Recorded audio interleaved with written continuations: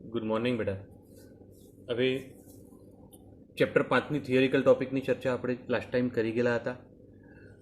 જે ચર્ચા હવે આગળ કરવાની છે એની અંદર ચેપ્ટર 5ના સ્વાધ્યાયના જે પ્રશ્નો છે, મતલબ દાખલા મોસ્ટલી આપણે અહીંયા આગળ સોલ્યુશન કરવાનો પ્રયત્ન કરીશું। તમને એમ થાય કે સાહેબ આગળના ચેપ્ટરના પણ હા બધા દાખલા લઈ લઈશું હવે, તો જેના કારણે શું થશે કે દાખલાનું થોડું પોઈન્ટ ક્લિયર થઈ જશે। હવે ચેપ્ટર 5ના જે દાખલા છે, મેં તમને લાસ્ટ ટાઈમના એપિસોડની અંદર વાત કરી હતી બેટા કે સૂત્રો તૈયાર કરી દેજો। ચેપ્ટરના બધા સૂત્રો તમારા મગજમાં ક્લિયર હોવા જોઈએ। જો સૂત્રો બધા ક્લિયર હશે તો દાખલા ગણવામાં લગભગ કોઈ તકલીફ આવશે નહીં, બરાબર। હવે શરૂઆત કરીએ સ્વાધ્યાયના દાખલાની। તો દાખલા કેવી રીતે સોલ્વ કરીશું શું છે, તો સૌથી પહેલો જે કોયડો છે કે દાખલો છે એ સોલ્વ કરવાનો પ્રયત્ન સમજીએ। હવે બેટા કોયડો જે છે 5.1 સોલ્વ કરવાનો પ્રયત્ન કરીએ।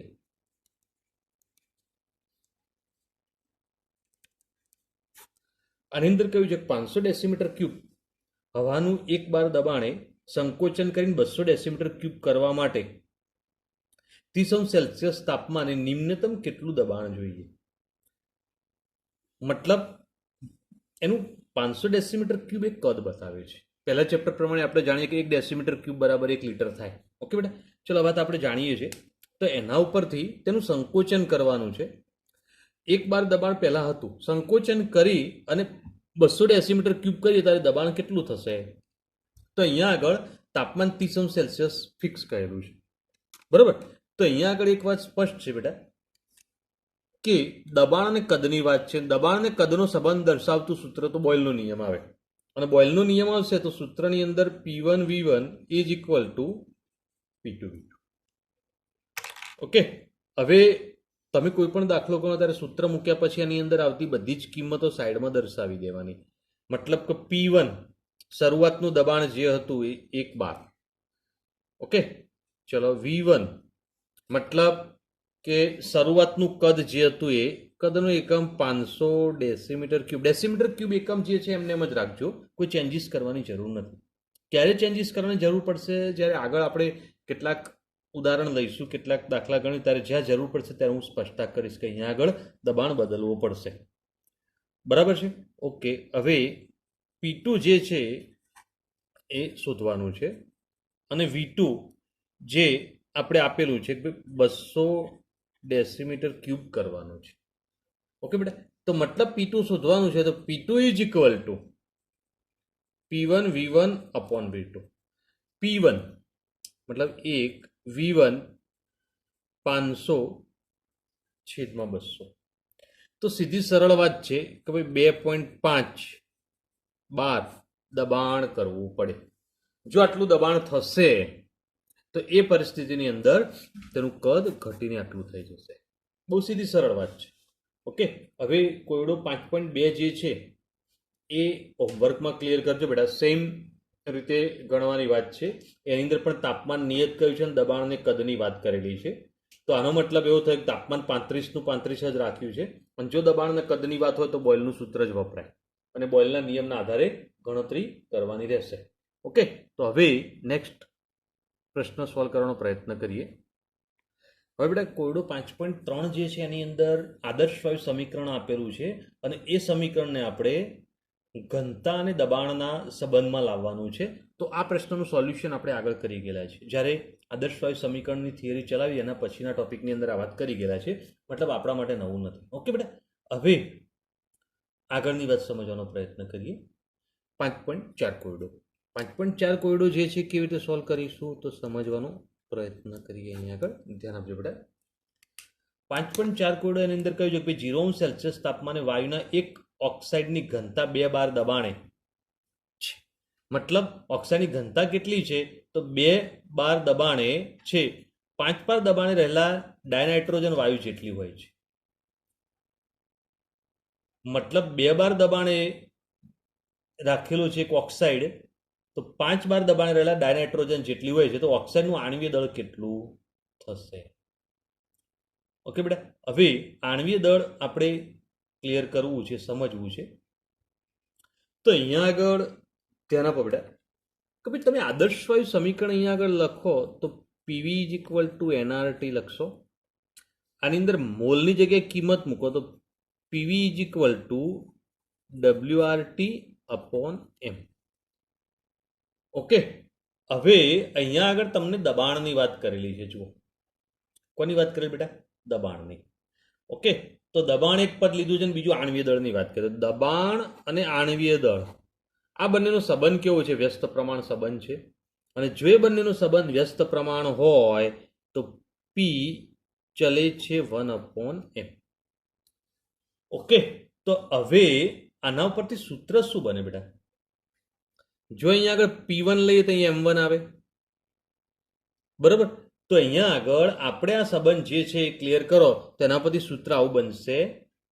તો P1 M1 is equal two P2 M. Okay, હવે આ જે સંબંધ બની ગયો એની અંદર હવે P1 M1 P2 M2 એના મૂલ્યો કેવા તો મૂલ્યોની સ્પષ્ટતા કરી દઈએ. ઓકે, ચલો બધા મૂલ્યોની વાત કરી લઈએ પહેલા અને સમજી લઈએ. તો ધ્યાન આપજો બેટા કે P1 પહેલા P1 નું મૂલ્ય કેટલું કહેલું છે? તો અહીંયા આગળ 1 બાર દબાણ 2 બાર દબાણ કહેલું છે. ત્યાર પછી M1. તો M1 નું મૂલ્ય જે છે એ કેટલું છે? તો 2 બાર દબાણ જે ઓક્સાઇડ હતો એનું આણ્વીય દળ શોધવાનો છે. તો એ ઓક્સાઇડનો આણ્વીય દળ શોધવાનો છે, બરોબર? હવે અહીંયા આગળ લઈ લઈએ બેટા P2. તો નાઇટ્રોજન વાયુનું દબાણ એટલે 5 બાર. ઓકે, અને અહીંયા આગળ M2 મતલબ નાઇટ્રોજનનો આણ્વીય દળ. નાઇટ્રોજન વાયુનું દબાણ 5 બાર, વ્યક્તિ એનું આણ્વીય દળ. તો નાઇટ્રોજનનું આણ્વીય દળ કેટલું થાય બેટા? 28. બરાબર? તો 28 ગ્રામ પ્રતિ મોલ. હવે P2 શોધવાનું છે. P2 ને કરતા બનાવી દો. સોરી, M1 શોધવાનું, M1 ને કરતા બનાવી દો. તો P2 M2 અપોન P1. તો P2 જે છે 5 બાર, M2 28 ભાગ્યા, બરાબર? તો અહીંયા આગળ ગુણાકાર કરો 70 જવાબ આવશે. તો આટલા ગ્રામ પ્રતિ મોલ. તો આમ જોવા જઈએ થોડું અન્ડરસ્ટેન્ડ કરીને જો ક્લિયર કરવા જઈએ તો દાખલો બહુ સરળ છે અને સરળતાથી જવાબ આવી જાય એવું છે.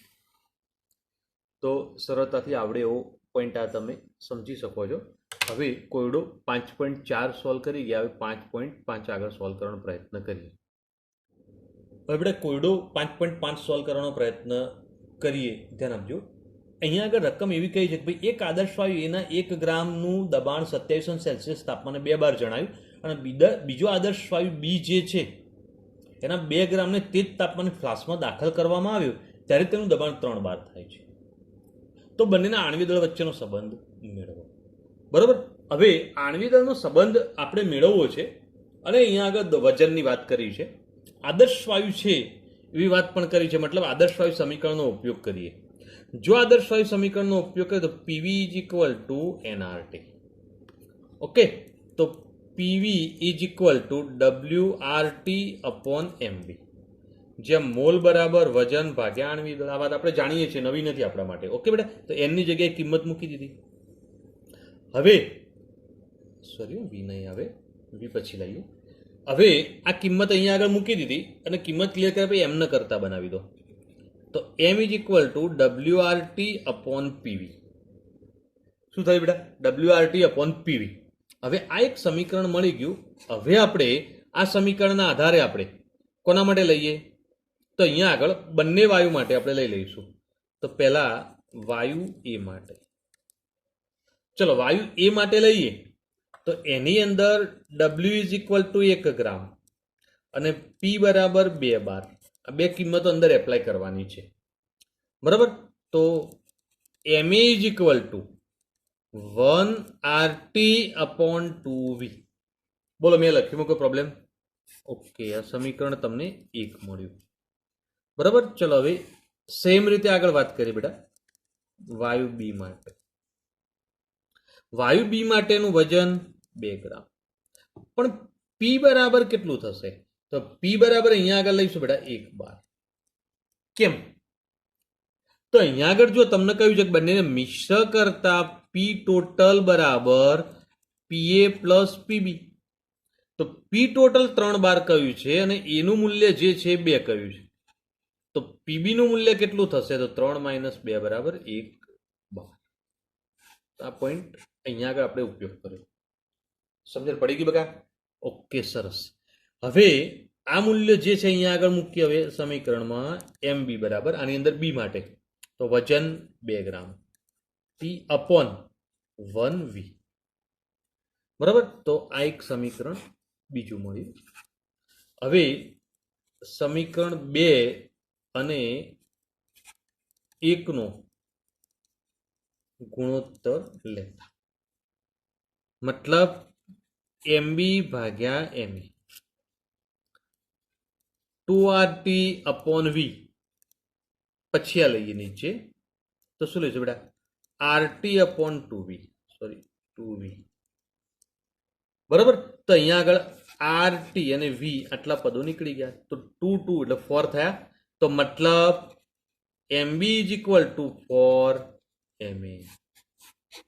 મતલબ આણ્વીય દળનો સંબંધ આવો મળ્યો. બોલો બેટા, સંબંધ આ બી નો અણુભાર ને આ એનો અણુભાર મતલબ એનો સંબંધ આવો છે. તો કોયડો 5.5 નું જે સોલ્યુશન કર્યું એ સમજજો, ધ્યાન આપજો. ઓકે, આ વાત ખબર પડી ગઈ બેટા? વાયુ બી ઉમેર્યા પછી તેનું દબાણ 3 બાર થાય છે, મતલબ 3 બાર એ કુલ દબાણ કહેવાય. એના કારણે આ રીતે ગણતરી આપણે સમજી ગયા, ધ્યાન રાખજો. ઓકે, હવે નેક્સ્ટ ચર્ચા આગળની સમજવાનો પ્રયત્ન કરીએ. ધ્યાન આપો બેટા. હવે બેટા કોયડો 5.6 સોલ્વ કરવાનો પ્રયત્ન કરીએ. રકમ વાંચી લો બેટા. એક ગટર સાફ કરનાર પદાર્થને ડ્રેનેક્સ હોય છે અને એની અંદર થોડા પ્રમાણમાં એલ્યુમિનિયમ છે. હવે આ એલ્યુમિનિયમ કોસ્ટિક સોડા સાથે ભળે તો પ્રક્રિયા કરીને હાઇડ્રોજન વાયુ ઉત્પન્ન કરે છે. શું કરશે બેટા? હાઇડ્રોજન વાયુ ઉત્પન્ન કરે છે.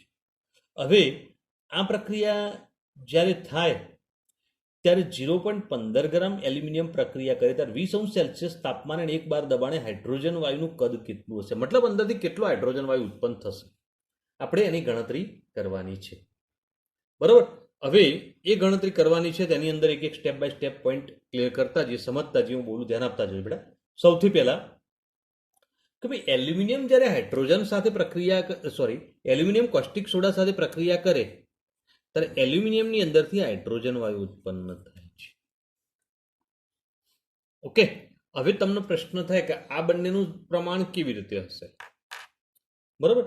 તમારે સમીકરણ લખવાની કોઈ જરૂર નથી બેટા. સમીકરણ લખવાની કોઈ જરૂર નથી. કદાચ સમીકરણ લખવું છે તો aluminium plus NaOH plus H2O એની અંદરથી NaAlO2 સોડિયમ એલ્યુમિનેટ અને H2 બરાબર. આ કોસ્ટિક સોડા છે. જ્યારે આ પ્રક્રિયા થાય ત્યારે આ રીતે પ્રક્રિયા દર્શાવશે. સમજ્યા બેટા હું બોલે?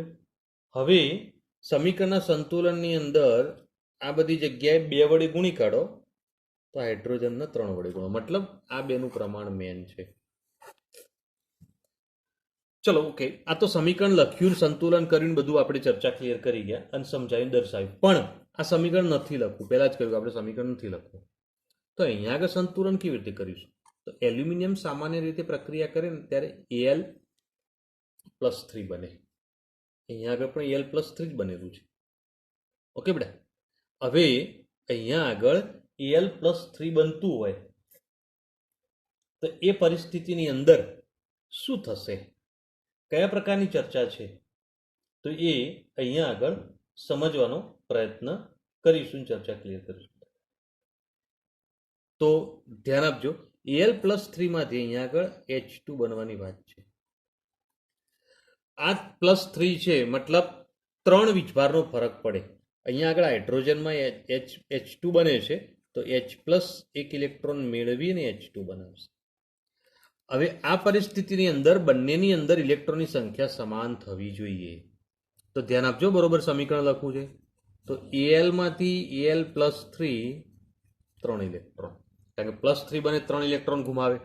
ઓકે, હાઇડ્રોજન H+ હોય તો 1 ઇલેક્ટ્રોન મેળવીને H2 બનાવે. બરાબર.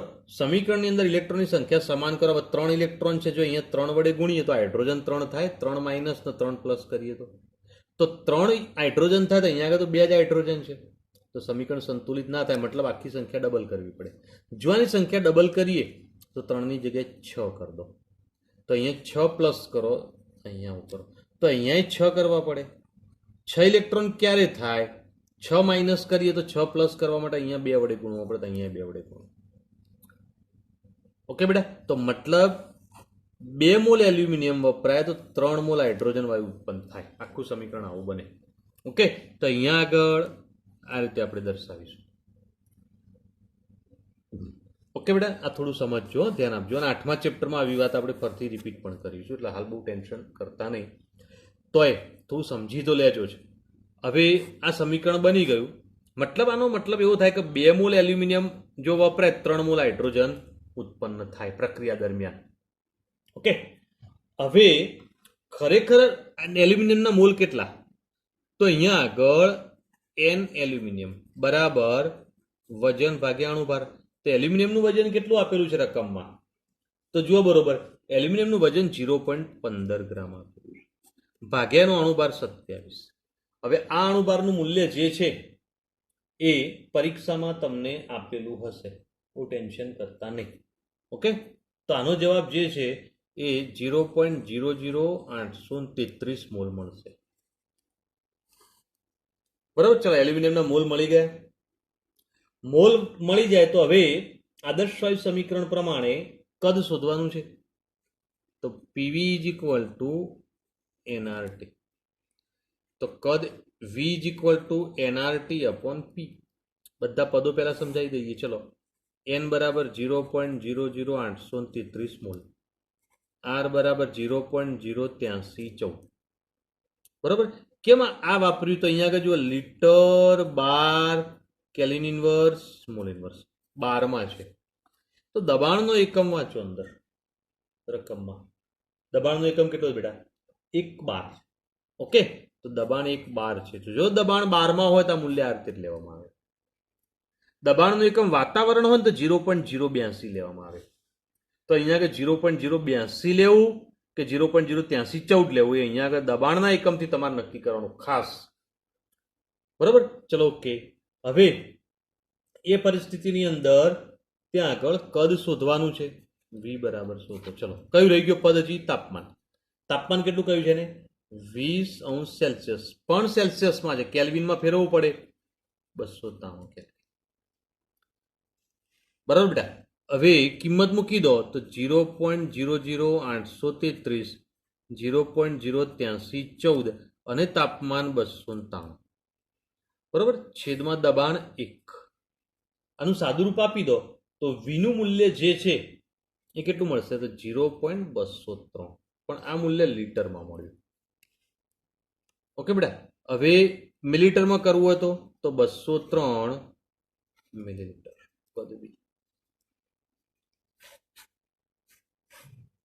તો આ રીતે ધ્યાનમાં રાખજો.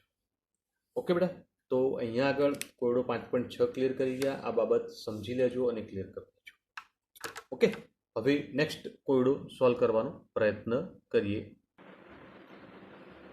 હવે બેટા કોયડો 5.7 સોલ્વ કરવાનો પ્રયત્ન કરીએ. રકમ જુઓ, 9 ડેસીમીટર ક્યુબના ફ્લાસ્કમાં, મતલબ જે ફ્લાસ્ક છે એનું કદ આપેલું છે. 27 સેલ્સિયસ તાપમાને 3.2 ગ્રામ મિથેન અને 4.4 ગ્રામ કાર્બન ડાયોક્સાઇડના મિશ્રણ વડે કેટલું દબાણ ઉત્પન્ન થશે? મતલબ 2 વાયુઓ એક ફ્લાસ્કમાં ભેગા કર્યા છે. ઓકે, હવે ધારો કે આપણે એમ વિચારીએ કે આ એક ફ્લાસ્ક છે.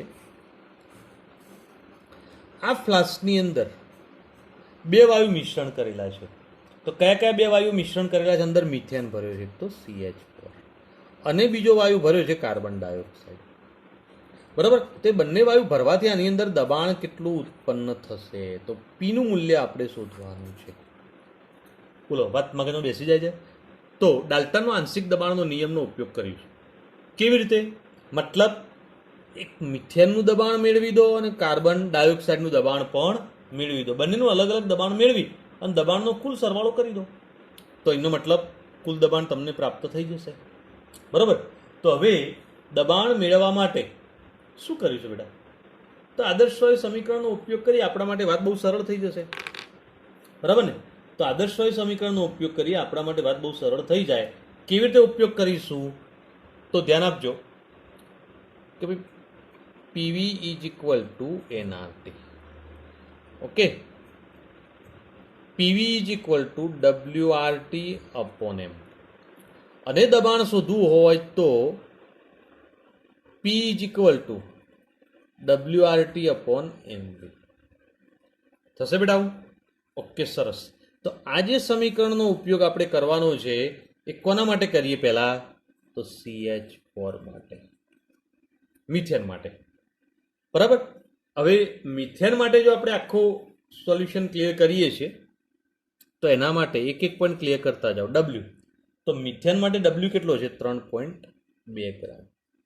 ઓકે, આર બરાબર તો હવે 0.08314 litre bar kelvin inverse mole inverse. T તાપમાન કેટલું રાખેલું છે? તો અહીંયા આગળ 27° તાપમાન કયું છે? બરાબર 300 કેલ્વિન. ઓકે ને? હવે એમ તો કયો વાયુ છે? મિથેન. તો મિથેન માટે અણુભાર 16 ગ્રામ મોલ ઇનવર્સ. મિથેનનો અણુભાર 16 થશે. અને વી બરાબર તો કદ કેટલું છે? તો 9 ડેસીમીટર ક્યુબ બરાબર 9 લીટર. સેમ છે, આપણે પહેલા ચેપ્ટરમાં ભણી ગયા, બરાબર. તો હવે PCH4 ઇઝ ઇક્વલ ટુ, મતલબ મિથેન માટે ગણીએ છીએ તો ડબલ્યુ 3.2 0.08314 અને ત્યાં આગળ ટી બરાબર કેટલા છે? 300. બોલો બેટા, કિંમત મૂકીએ કમ્પ્લેટ. છેદમાં એમ અણુભાર 16 અને વી જે છે એ 9 લઈ લઈએ,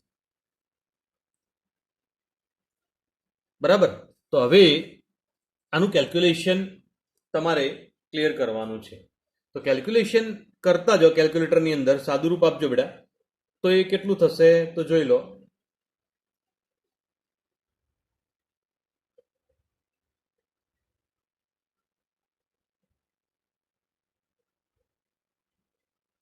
તો અહીંયા આગળ 0.5542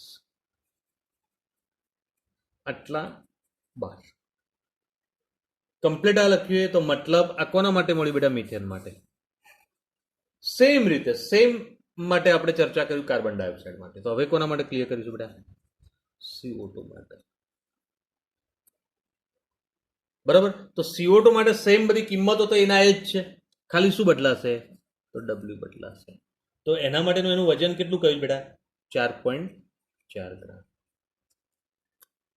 બરાબર. બાકી બધું એઝ ઇટ, કોઈ ચેન્જીસ નહીં. એક પોઈન્ટ ખાલી બદલાશે એમ, જે 44 ગ્રામ મોલ ઇનવર્સ છે, બરાબર. તો આ બંને કિંમત ને બાકીની કિંમત જે હતી એના ધ્યાનમાં રાખીને હવે ક્લિયર કરી દો.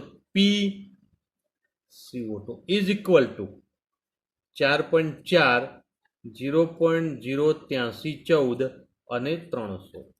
આર ને ટી નથી બદલાતા. ઓકે બેટા, અણુભાર બદલાય 44 અને કદ પણ એના છે જ ફ્લાસ્કમાં ભર્યો છે, મતલબ 9 લઈ, બરાબર. તો અહીંયા આગળ આપણે જે વાત કરી એ પ્રમાણે શું થશે? તો કેલ્ક્યુલેટરમાં એનું સોલ્યુશન કરવાનો પ્રયત્ન કરો તો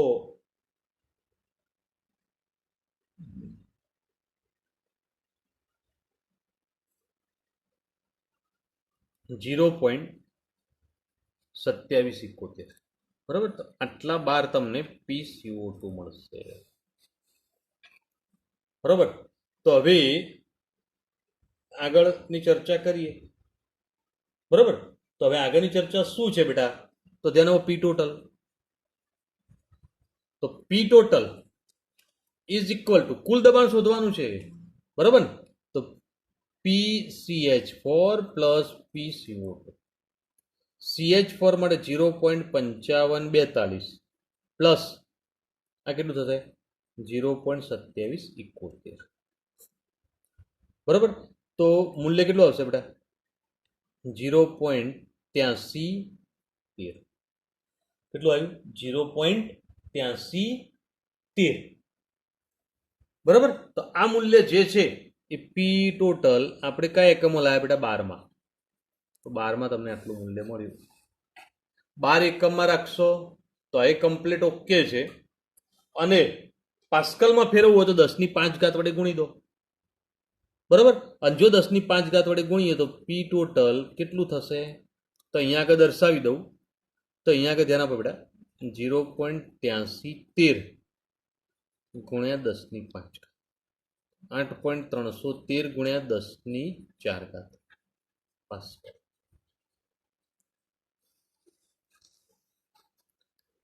એ કોમ્પ્લિકેશન છે નહીં, સરળતાથી ક્લિયર થઈ જાય એવું છે. બરાબર. તો કોયડો 5.7 નું સોલ્યુશન કરી ગયા, ક્લિયર કરી ગયા. નેક્સ્ટ કોયડો સોલ્વ કરવાનો પ્રયત્ન કરીએ. હવે બેટા કોયડો 5.8 સોલ્વ કરવાનો પ્રયત્ન કરીએ, જેની અંદર કહ્યું છે 0.5 લીટર H2 0.8 બાર દબાણે. મતલબ સમજો, એક ફ્લાસ્ક જે છે એની અંદર આપણે ફરીથી વાત સમજવી છે કે ભાઈ આ ફ્લાસ્કનું કદ 1 લીટર, એની અંદર તમારે બે વાયુઓને મિશ્ર કર્યા, 0.5 લીટર અને 0.8 બાર દબાણ ધરાવતો H2 વાયુ ભર્યો અંદર. પહેલાથી આનું દબાણ કદ આટલું હતું, એવું H2 વાયુ, અને તેની અંદર જ શું કર્યું? તો 2 લીટર કદ અને 0.7 બાર દબાણ ધરાવતો અહીંયા આગળ ઓક્સિજન વાયુ લીધો. ઓકે. તો આ બંને વાયુ અંદર ભરી દીધા. અને જો બંને વાયુ અંદર ભર્યા તો એ પછી અંદર ભર્યા પછી એનું કુલ દબાણ કેટલું થશે મિશ્રણનું? પણ પાત્રનું કદ 1 લીટર રાખવાનું, આ કદ નહીં. સમજી ગયા? તો હવે આ બંને વાયુ જે છે એની આ જે માહિતી આપી છે એના ઉપરથી આપણે આગળ સમજવાનો પ્રયત્ન કરીએ બેટા કે ભાઈ આ વખતે તાપમાન 27°C જ છે. બરાબર. તો પહેલા આના મોલ ગણી કાઢીએ, આ જથ્થો કેટલો છે ને આનો જથ્થો ગણી કાઢીએ, અને એના ઉપરથી આગળ ચર્ચા કરીએ. બરાબર. તો આપણે PV = nRT, આ સૂત્રમાં n બરાબર PV/RT આવું થશે. તો આપણે બંને વાયુ માટે ગણીએ તો પહેલા કોના માટે ગણીએ? H2 માટે. બરાબર. આ સૂત્ર જ વાપરવાનું છે.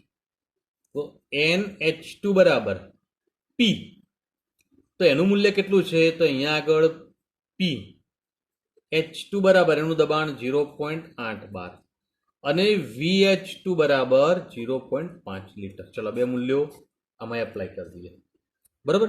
તો P બરાબર 0.8 અને V બરાબર 0.5 છેદમાં R બરાબર, તો R ની કિંમત આપણે મૂકવી નથી અને T ની કિંમત પણ નથી મૂકવી. બરાબર બેટા. તો R અને T ની કિંમત મૂકવી નથી, એમને એમ જ રાખો, કારણ કે અચળાંકો છે, એ બંને અચળાંકો છે.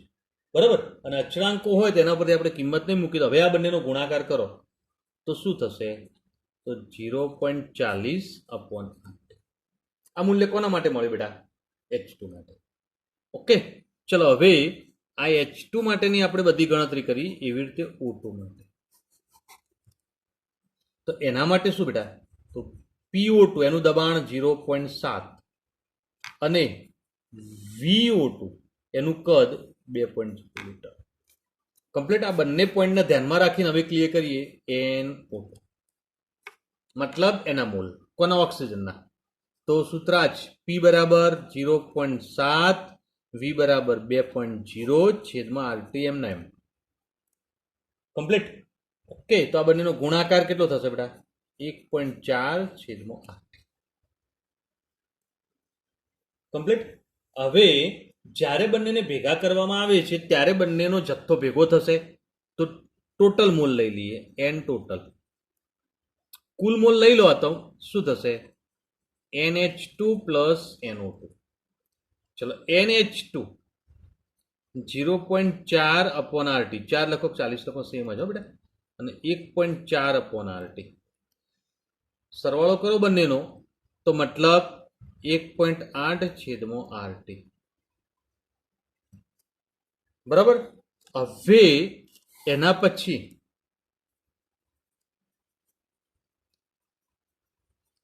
વાયુ મિશ્રણ માટે. તો હવે બંને વાયુને ભેગા કરીએ ત્યારે મિશ્રણ માટે તેનું કુલ દબાણ કેટલું? બરાબર, તો મિશ્રણ માટે કુલ દબાણ લઈએ એટલે આ જે સમીકરણ લીધું બેટા PV is equal to NRT, એમાં પી ને કરતા બનાવો કારણ કે દબાણ શોધવું છે. તો એના માટે P is equal to NRT upon V. Complete. હવે અહીંયા આગળ વી બરાબર 1 લીટર, કારણ કે આપણે પહેલા જ સમજી ગયા. જુઓ, આ જે ફ્લાસ્કનું કદ તો 1 લીટર રાખવાનું છે, બરાબર. ભેગા કરીએ ત્યારે એનું કદ 1 લીટર થવું જોઈએ. બરાબર, તો એન અને વી ની કિંમત મૂકી દઈએ. તો એન ટોટલ આ કિંમત મૂકો તો 1.8 અપોન આરટી, અને ઉપર તો આરટી એમ ના એમ છે, વી બરાબર 1 મૂકી દો. આરટી નીકળી ગયા. કેમ આરટી ની કિંમત નથી મૂકી? હવે ખબર પડી બેટા. કિંમત મૂકી હોત તો કોઈ પ્રોબ્લેમ નહોતો. આર બરાબર 0.08314 અને ટી બરાબર 300. 27 સેલ્સિયસ કહ્યું છે ને, તો 300 લઈ શકીએ. કિંમત મૂકીને સાદુરૂપ આપો તો જે મોલ મળ્યા હોત એ લખવાના હતા. અહીંયા પણ એ જ લખવાના હતા. ઓકે, તો અહીંયા કુલ મોલ તમને બેનો સરવાળો જેટલું મળત. અહીંયા આગળ એન બરાબર કિંમત મૂકો તો અહીંયા 0.08314 અને એની કિંમત મૂકી દેવાની હતી. કોઈ જવાબમાં કંઈ ફરક ના પડત. ઓકે, આરટી નીકળી ગયા. નીચે ભાગાકારમાં 1 છે, તો મતલબ 1.8 બાર દબાણ થશે. બોલો બેટા, દબાણની ગણતરી કેવી રીતે કરી, કયા પ્રકારે કરી, તેની ગણતરી આ ધ્યાનમાં રાખજો. બરાબર, તો અહીંયા આગળ જે વાત સમજ્યા એ કોયડો 8મો સોલ્વ કરી ગયા અને ચર્ચા કરી. હવે એના પછી કોયડો 9મો સોલ્વ કરવાનો પ્રયત્ન કરીએ. હવે બેટા કોયડો 5.9 સોલ્વ કરવાનો પ્રયત્ન કરીએ. ધ્યાન આપજો. 27 સેલ્સિયસ તાપમાને 2 બાર દબાણે વાયુની ઘનતા 5.46 ગ્રામ ડેસીમીટર ક્યુબ જણાવી. ઓકે, હવે એસટીપી એ ઘનતા કેટલી થશે? મતલબ એક પરિસ્થિતિમાં તમને આપેલું છે પ્રારંભિક અવસ્થા અને એસટીપી એટલે અંતિમ અવસ્થાએ કેટલું ઘનતાનું મૂલ્ય થશે એવું તમને જણાવ્યું છે. હવે આદર્શ વાયુ સમીકરણનો જો આપણે ઉપયોગ કરીએ છીએ તો એ પરિસ્થિતિની અંદર આપણે એક સૂત્ર જાણીએ છીએ, P is equal to DRT upon M. આ એક સંબંધ છે બેટા. તો અહીંયા આગળ તમે જોઈ શકો છો પ્રારંભિક અવસ્થા એટલે કે અહીંયા આગળ તાપમાન T1 કેટલું કહ્યું છે? 27 સેલ્સિયસ મતલબ 300 કેલ્વિન. બરાબર, ઓકે. ચલો, બીજું મૂલ્ય તમને કહ્યું છે દબાણ P1 2 બાર. બરાબર, અને ઘનતા D1, તો એનું મૂલ્ય કેટલું કહ્યું છે? 5.46 ગ્રામ પ્રતિ ડેસીમીટર ક્યુબ. ચલો, 3 મૂલ્યો પ્રારંભિક અવસ્થામાં આપી દીધેલા છે. તો હવે અંતિમ અવસ્થા એટલે એસટીપી, સ્ટાન્ડર્ડ ટેમ્પરેચર પ્રેશર. તેમાં ટેમ્પરેચર અને પ્રેશર જ આવે. તો T2 બરાબર 273 કેલ્વિન. સીધી વાત છે. P2 બરાબર 1 બાર. તો મતલબ D2 એ વખતે ઘનતા શોધવાની છે. તો આનો મતલબ કે આ સમીકરણ આપણા જોડે છે, એની અંદર જે પદો અચળ છે કાઢી નાખવા. મતલબ વાયુ એના એ જ છે. વાયુ જો એના એ જ હોય તો એનો અણુભાર ન બદલાય. એટલે એમ અચળ છે ને આર તો અચળાંક હોય જ. તો આર ને એમને કાઢી દો તો શું થશે? તો પી અહીંયા આગળ છે, તો ડી અને ટી ક્યાં જાય? છેદમાં જાય. અને ડી ને ટી છેદમાં જશે તો એના ઉપરથી આપણે સૂત્ર આવું બનાવી શકીએ બેટા, P1 અપોન ત્યાં આગળ T1 D1 is equal two P2 upon T2 અને D2. તો આ જે સૂત્ર હતું ને બેટા મૂળ સમીકરણ, એના ઉપરથી પ્રારંભિક અને અંતિમ અવસ્થાનું સમીકરણ બની જાય છે. શોધવાનું D2 છે, તો D2 ને કરતા બનાવી દો. તો D2 ઇઝ ઇક્વલ ટુ શું થશે? P2 T1 D1 upon P1 T2. આ P1 ને 2 લખવામાં કેવાય ભૂલ ના પડે એનું ખાસ ધ્યાન રાખજો. તો એક પદ જો આગળ પાછળ ઉપર નીચે થઈ ગયું તો આખો દાખલો જતો રહેશે, માર્ક નહીં મળે. બરોબર? તો આ D2 અહીંયા આગળ ઉપર આવ્યો તો T1 D1 આ બાજુ જાય, P2 તો હતું જ અને P1 નીચે. બરાબર, ચલો P2 1, T1 300, D1 5.46. હવે P1 તો 2 અને T2 કિંમત બરોબર જોઈને જ લખજો, કન્ફ્યુઝન ક્યાંય પણ ના થાય. બરાબર, તો હવે અહીંયા આગળ તમારે D2 નું મૂલ્ય જે છે એ કેટલું મળશે? તો 3 ગ્રામ પ્રતિ ડેસીમીટર ક્યુબ. ઘનતાનું મૂલ્ય આટલું મળી જશે.